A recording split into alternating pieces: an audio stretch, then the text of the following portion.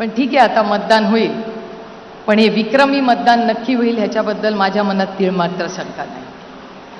आपल्या सगळ्यांना मतदानाचा नंबर कितवा आहे आपला? एक नंबरला वहिनींचं नाव, चिन्ह आणि बटन आहे. त्या एक नंबरच्या शेजारचं बटन दाबून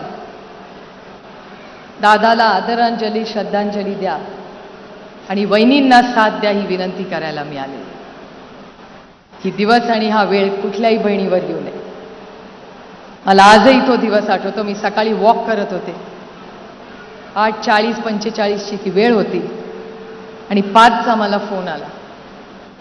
अनेक वेळा पार्थन मी फोनवर बोलतो, म्हणलं इतक्या सकाळी काय फोनवर काढलं? मला म्हणला डॅडीचं प्लेन पडलंय. म्हणलं काय पण बोलू नकोस. मला म्हणले आत्या जरा ऐका माझं, डॅडीचं प्लेन पडलंय. म्हटलं डॅडी कशावरनं त्या प्लेनमध्ये आहे? काहीतरी बोलू नको, चेक कर नीट. एका फोनवर तो माझ्याशी बोलत होता, दुसऱ्या फोनवर मुसळे इथे आहेत, मुसळेंना माहिती होतं आणि मुसळे, किरण गुजर हे सगळे तिथे होते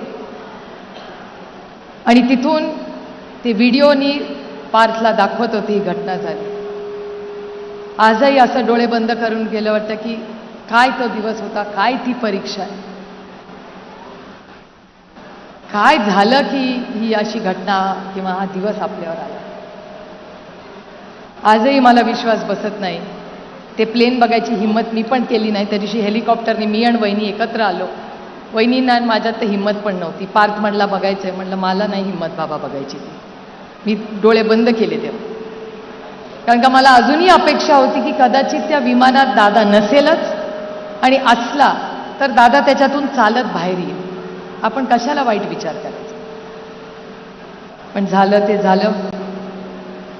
आपण आता एक शब्द सगळ्या बारामतीकरांनी एकामेकाला दिला पाहिजे की दादाची जी स्वप्न आहे ती आपण सगळी एकत्र मिळून पूर्ण करू. दादाची जी